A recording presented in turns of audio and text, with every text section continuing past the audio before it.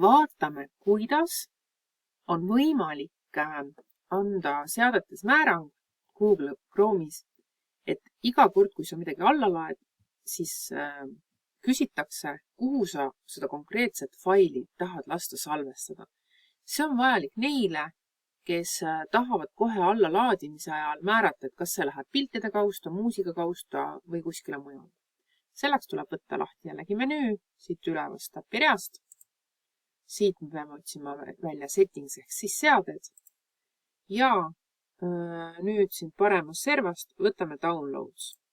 Ja näete, linnuke tuleb teha siia, kus siis on kirjutatud ask where to save each file before downloading ehk siis küsi, kuhu salvestada iga fail enne allalaadimist. Ja sellega ongi siis asi ära määratud teil.